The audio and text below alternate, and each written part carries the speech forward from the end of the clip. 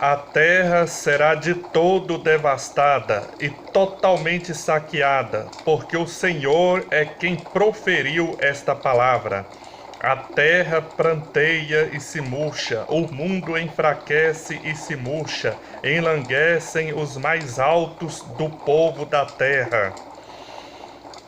Na verdade, a terra está contaminada por causa dos seus moradores, porquanto transgridem as leis, violam os estatutos e quebram a aliança eterna. Por isso a maldição consome a terra, e os que habitam nela se tornam culpados. Por isso serão queimados os moradores da terra, e poucos homens restarão. Isaías 24, 3 ao 6. A mensagem de hoje é uma resposta de Deus para você que tem se perguntado o porquê de tantas tragédias, desastres e calamidades no mundo. Qual é a grande razão da terra estar como em chamas, com toda sorte de destruições? E quem sabe ainda, numa aplicação mais pessoal, você se pergunta o porquê do seu próprio mundo está se desfazendo em cinzas por acontecimentos que fogem ao seu controle e solução. Ó alma abatida, espera em Deus. Ele é o nosso refúgio e fortaleza, socorro bem presente nas tribulações. Ele tem boa notícia para você hoje, nesta mensagem, a partir de agora. E sem dúvida estamos vivendo os últimos dias de pleno cumprimento da profecia que acabamos de ler. A terra será totalmente devastada e saqueada. Sim, no aumento dos desastres e calamidades, de eventos extremos do clima, onda de frio e calor, além dos limites comuns, seca, queimadas, incêndios sem proporções, epidemias, pandemias, pragas, gafanhotos, mortes em mar, rios e terra, nas inundações, tufões, furacões, em toda sorte de eventos de destruições que crescem constantemente a cada dia, vemos claramente que vivemos o pleno cumprimento desta solene profecia. Como relata a palavra de Deus, de fato está se acontecendo. A terra se encontra murchando, contaminada e queimando. Com isso, meus amigos, vem a grande questão: por que e qual a razão de toda essa destruição na terra? Por causa dos seus moradores, porquanto transgridem as leis, mudam os estatutos e quebram a aliança eterna. É o que diz o versículo 5. Sim, ouvintes, a rebelião humana contra Deus e sua lei é a causa da destruição que assola o mundo. Oh, de que se queixa o homem? De sua própria desobediência. Lamentações 3:39. Ó pecador, a sua tentativa inútil de viver sem buscar a face do Senhor é a razão de estar desolada a sua alma. E não adianta buscar paz e felicidade longe de Deus, porque só encontrarás deserto, vazio. Ainda que o homem possua muitos bens materiais e fazendas, se Deus não for o primeiro realmente em seu coração, sua vida será como que um deserto, cheio de riquezas exteriores e uma miséria interior. Mas por que isso é assim? Você pode questionar. Voltemos à origem. No princípio criou Deus os céus e a terra. Gênesis capítulo 1, versículo 1. Do Senhor é a terra e tudo que nela contém, o mundo e os que nele habitam. Salmo 24, 1. Portanto, senhores, Deus é o Criador e proprietário legítimo da terra e tudo que nela há. Agora, reflita comigo. Se o proprietário de uma fazenda acedesse para o seu gerente para nela morar e dela cuidar, se em seguida esse gerente tentasse deixar de reconhecer o proprietário como o verdadeiro dono da fazenda e começasse a agir como se ele mesmo fosse o verdadeiro dono, desrespeitando todas as orientações do proprietário, não é justo que o invasor fosse penalizado? Qual seria a sua reação se alguém, dentro das suas portas, dentro de sua casa, começasse a desobedecer às regras da sua própria casa, não respeitando a sua autoridade de chefe de família e de casa? Qual seria a sua reação? Você não o expulsaria da casa? Assim também é com Deus. Ele é o verdadeiro proprietário, criador e mantenedor deste mundo, e tudo que nele há, e todos que neles habitam. Não deveríamos nós o honrar e respeitarmos como criador, como proprietário legítimo deste mundo? Mas os homens têm se rebelado contra o Criador. Agora, o mais incrível é que esse Deus Criador Todo-Poderoso, na verdade, ele é pura bondade, puro amor. Então não faz sentido rebelarmos contra ele, não faz sentido o rejeitarmos. No céu, todas as atividades são prazerosas, mas não há maior prazer para os anjos do que quando são chamados para a assembleia na presença do Pai. É uma sublime emoção ver a face do Pai. Os anjos não conseguem entender que pecadores egoístas se negam a ir ao Pai em oração. Ô pecador, agora mesmo te convido a fechar os seus olhos e experimentar contemplar pela fé a face do Pai. Olhe para o sublime Deus, que é puro amor. Olhe para aquele Jesus, olhe para Jesus, ó pecador. Ele deu a vida naquela rude cruz por você. Ó pecador, Cristo te oferece hoje mesmo perdão, ajuda em teus problemas e será sempre com você se o buscá-lo. Oh Jesus, o quanto te amo. Às vezes quase consigo vê-lo literalmente, dada a forte impressão sublime de sua presença diante de mim. Quanta paz, quanta segurança. Mas então o homem tem buscado desobedecer a Deus, e esta é a razão da terra estar sendo consumida. Mas o homem não pode viver sem Deus. O homem sem Deus chega no máximo a um Titanic afundando. Como diz aquela música dos Rolling Stones, I can't get no satisfaction. Eu não consigo nenhuma satisfação. Assim é o homem que, por mais que chegue à fama e às glórias deste mundo, no fundo colhe-se um vazio de alma, o deserto, porque o homem não pode viver longe da presença de Deus. Como um ventilador que se tira da tomada e vai rodando aos poucos até morrer, assim é a terra sem Deus. Como numa caverna, quando você grita à porta, o eco responde ao fundo da caverna. Todos nós temos em nosso ser um vazio do tamanho de Deus. Ô pecador, somente se você for a Cristo, se você for a Deus e contemplar a sua face, poderá encontrar o preenchimento do vazio de alma, de coração, que você tanto tem procurado buscar no mundo e nas ilusões que ele oferece.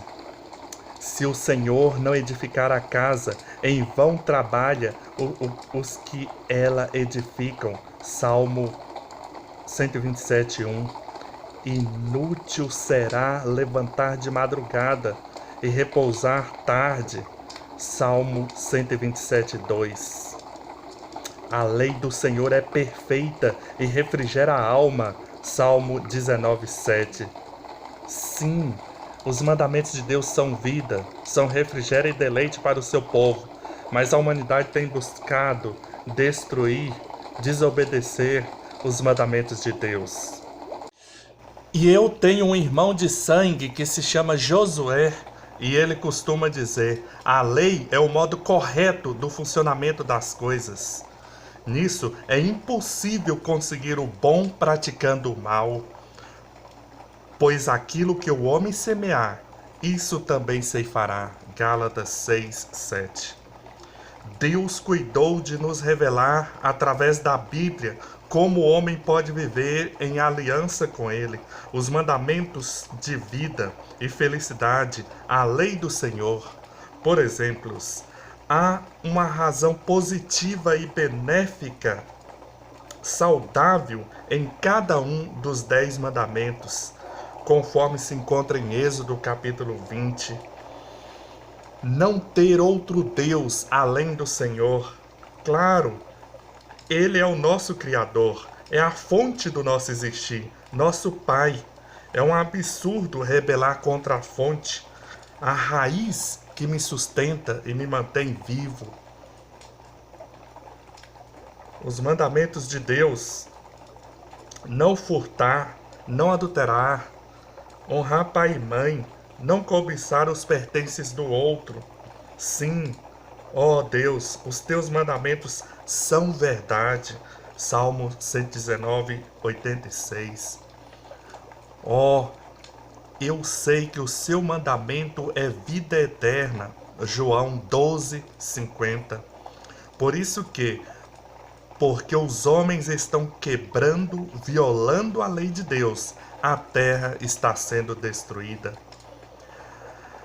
Assim, longe de Deus, a humanidade vem buscando inútil e insaciavelmente o descanso, paz e felicidade somente encontrada em Deus.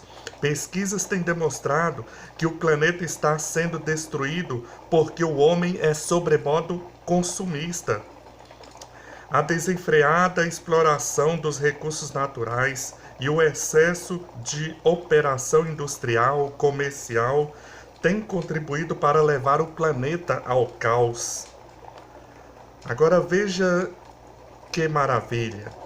Deus deu um mandamento na Bíblia muito precioso que nos educa quanto ao repouso e ao descanso. Exatamente a aula que essa geração humana inquieta faltou. É o mandamento do Shabat. Ele se encontra no centro dos 10 mandamentos, ali em Êxodo capítulo 20, versículo 8 ao 11. O bom Deus sabia que a humanidade deixaria de guardá-lo, por isso o mandamento começa assim: lembra-te do dia de sábado para o santificar e torná-lo sagrado. Êxodo 28. Esse mandamento também é uma lembrança de que Deus é o Criador, proprietário desse mundo e tudo que nele há. Veja comigo o verso 11, que responde: por que guardar o sábado? Porque em 6 dias fez o Senhor Deus os céus, a terra, o mar e tudo o que neles há, e ao 7º dia descansou. Por isso o Senhor abençoou o dia do sábado e o santificou. Êxodo 20:11. Aqui, amigo, Deus separou o sábado para ser um feriado semanal de aniversário da criação. Dessa forma, o mandamento do sábado identifica claramente que o Deus que você busca adorá-lo é o mesmo que fez os céus e a terra, e que você é servo deste Deus Criador. Santificai os meus sábados, pois servirão de sinal entre mim e vós, para que saibais que eu sou o Senhor vosso Deus. Ezequiel 20:20. Glória a Deus. Eu imagino eu dando sequência, queridos. Portanto, o mandamento é um memorial que nos relembra semanalmente que Deus deve ser honrado como Criador.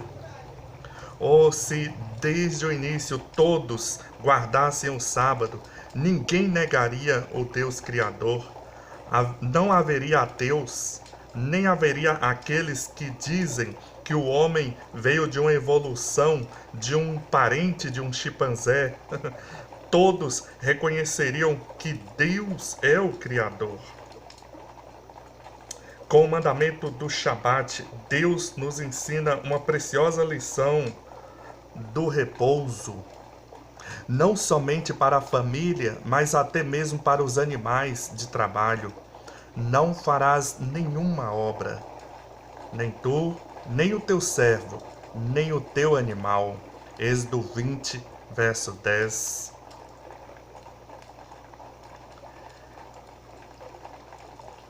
Se esse mandamento fosse sempre seguido, o homem entenderia a lição de que não se pode explorar ininterruptamente os recursos da terra. É preciso cuidar com os excessos.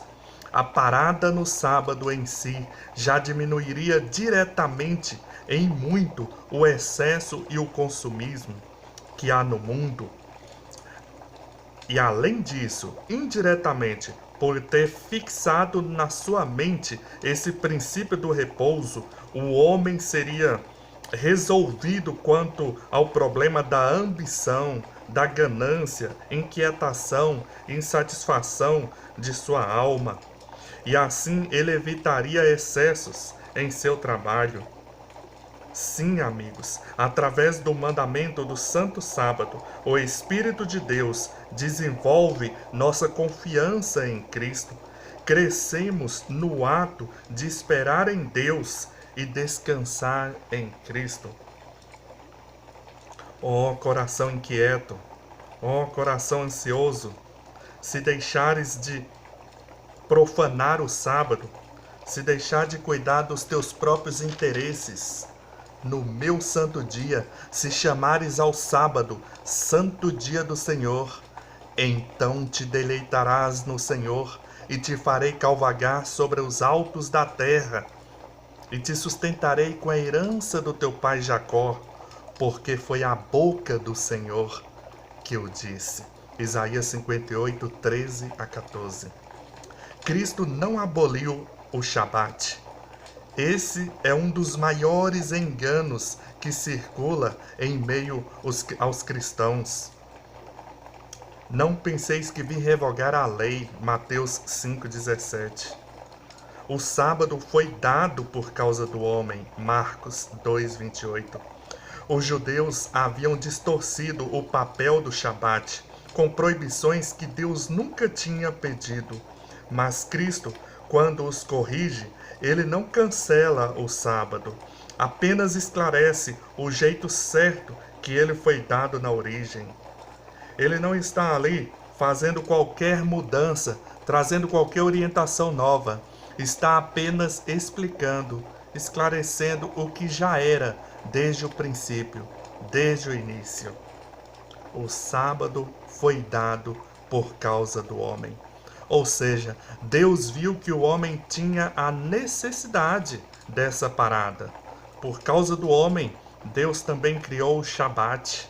Ele viu que o homem tinha a necessidade de fazer essa parada semanal para adorá-lo, para dedicação exclusiva ao serviço de adoração ao Criador. Assim a humanidade, como diria o meu irmão, funcionaria melhor, porque a lei é o modo certo como as coisas funcionam. Assim, a humanidade, guardando o Shabat, encontraria mais saúde, vida, felicidade, bem-estar e crescimento espiritual.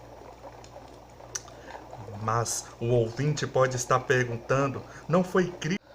Mas então não foi Cristo que aboliu o Shabat?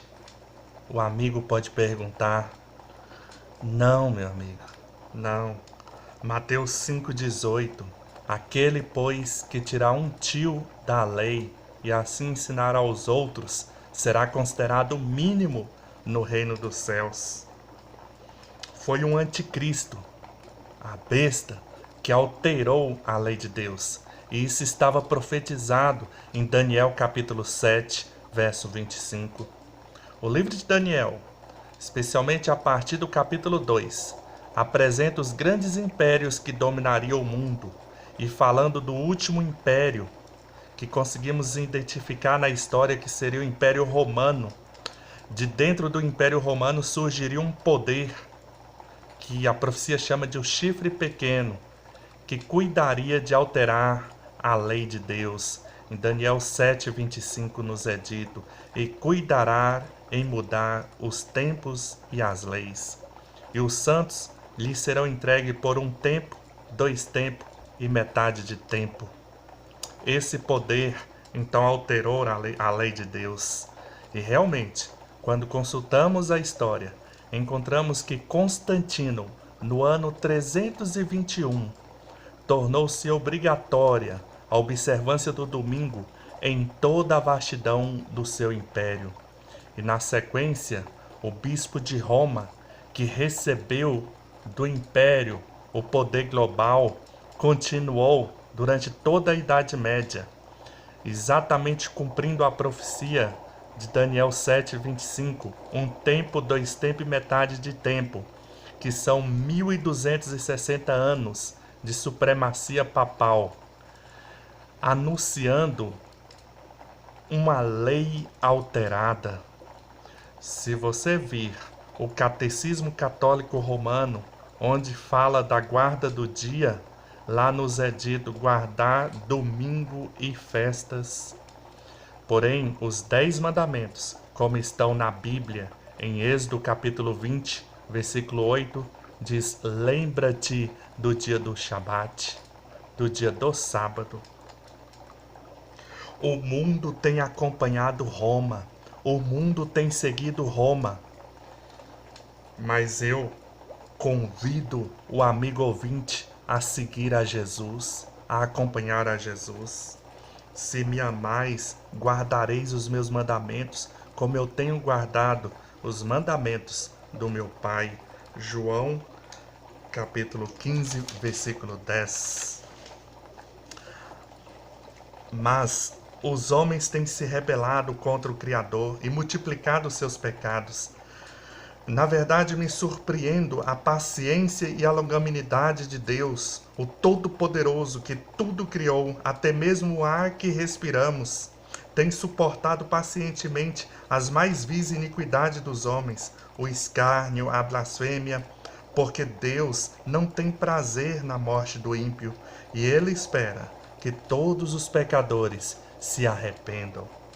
Só agora, depois de alguns milênios de pecado, é que Deus está permitindo que as primeiras gotas da sua ira contra a perversidade, da qual a terra está cheia, esteja caindo agora sobre os homens. A violência humana tomou uma proporção estarrecedora. Crime de infanticídio se tornou comum. Pedofilia, imoralidade, perversão sexual sem freio. E o pior, os governantes já começam a transformar crimes em leis, pecados em mandamentos. Cada vez mais se vê vícios e vis iniquidades sendo legalmente aprovados. E é por isso que a maldição consome a terra.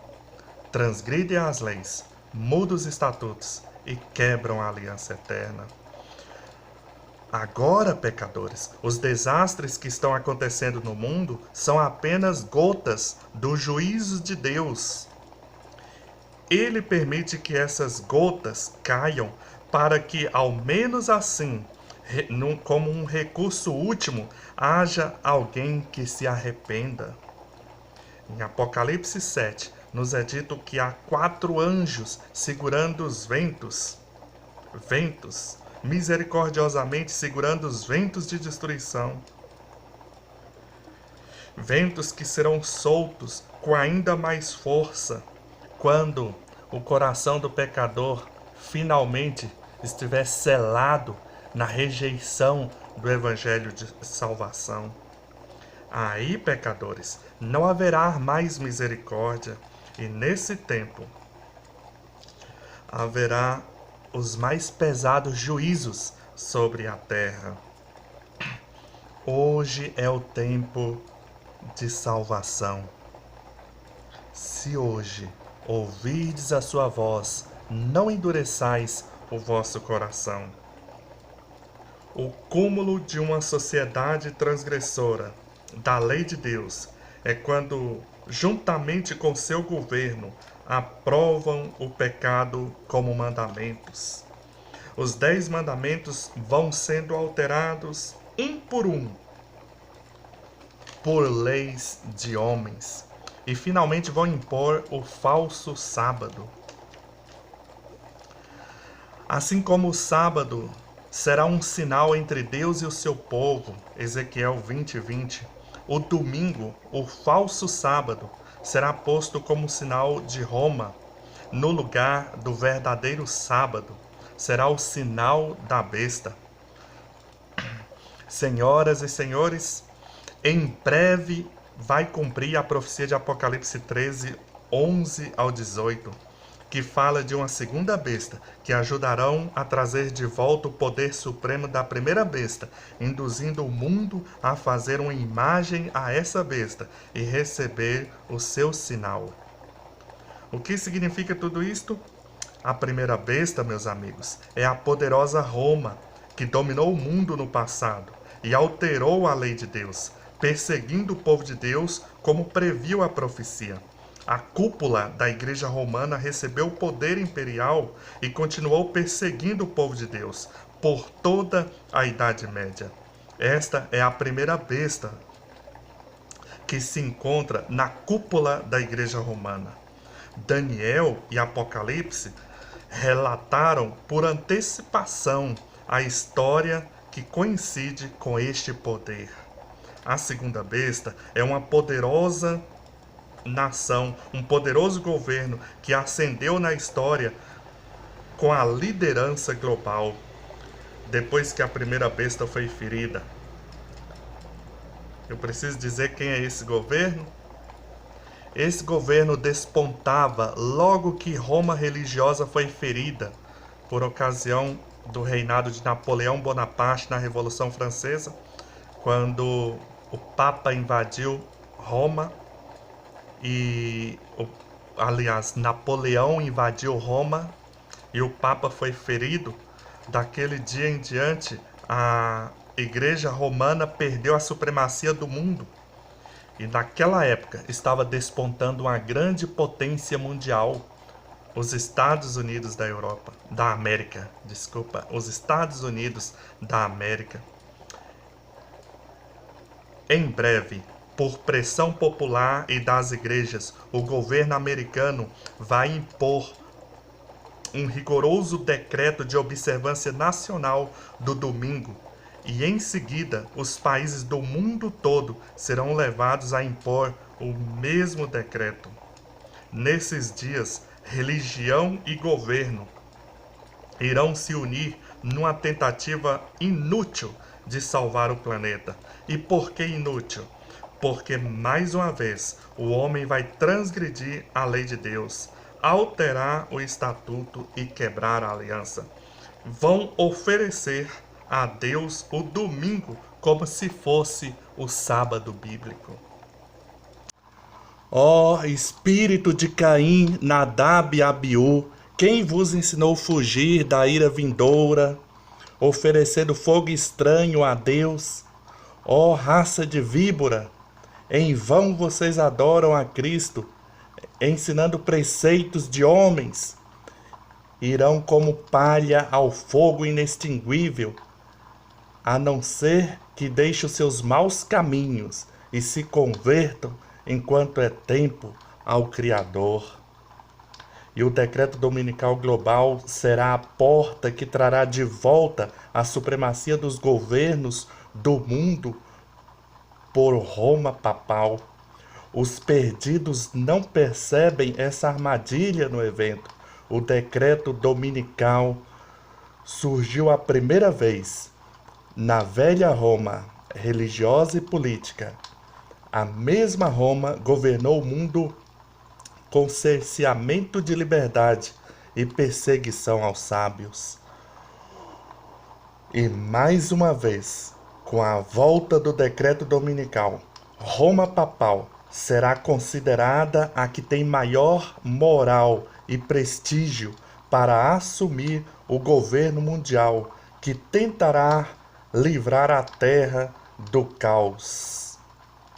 E então, ouvinte, a besta que até então tem se apresentado como um cordeirinho, nesses dias se revelará como um dragão e voltará a governar naquele estilo ditatorial, com opressão e tortura. E naquele momento, pesados juízos começarão a cair sobre a terra. E a profecia de Isaías 24, lida no início dessa mensagem, se cumprirá cabalmente. A terra será de todo devastada. Nesses dias tentarão eliminar da terra o remanescente fiel, mas finalmente aparecerá nas nuvens do céu, em glória e majestade, o Filho de Deus, Cristo Jesus, trazendo grande livramento para o seu povo. Aleluia! Como assegura a profecia, serão queimados os moradores da terra, e poucos homens restarão. Esses poucos que restam, meu amigo, não fazem parte daqueles que transgridem as leis, mudam os estatutos e quebram a aliança eterna. Esse é o remanescente fiel a Deus, que guardam os mandamentos de Deus e têm a fé de Jesus. Apocalipse 14, 12. Enquanto os que transgridem as leis de Deus são destruídos com fogo na terra, para o remanescente fiel, há a promessa de um novo céu e uma nova terra. 2 Pedro 3, 13. Mas agora, pecador, enquanto esses dias não chegam, você pode agora mesmo ir a Jesus e se arrepender dos seus pecados, porque hoje ainda é tempo de misericórdia. Aproveite enquanto as mãos de Deus estão estendidas para perdoar. Aproveite enquanto os méritos do sacrifício de Cristo ainda estão vigentes nesse tempo de misericórdia. Porque pelo que estamos vendo, com as destruições que estão já acontecendo à nossa volta, está muito próximo da porta da graça fechar. Mas hoje, enquanto é tempo, entregue hoje mesmo o seu coração a Jesus. Aquele que vem a mim, de modo nenhum o lançarei fora. João 6,37. Todo aquele que vir o Filho e nele crê, tem a vida eterna. João 6,40. Você pode estar se perguntando, mas como posso ver a Jesus? Não é pela vista, é pela fé. E posso apresentá-lo 2 modos de você contemplar a Jesus pela fé. O primeiro modo, amigo, é através da meditação nas palavras da Bíblia. E o segundo modo, através de oração sincera. Se hoje mesmo você ir a Jesus e visualizá-lo como que contemplando pela fé, sentindo a presença maravilhosa de Cristo diante de você, Ele irá aceitá-lo, pecador, concedendo-lhe perdão e salvação hoje mesmo. Agora mesmo, faça essa oração. Oh, vem a Cristo, vem agora mesmo, vem, vem, ó vem, pecador. O espírito quebrantado e o coração contrito, não o desprezarás, ó Deus. Aleluia. Amém e amém.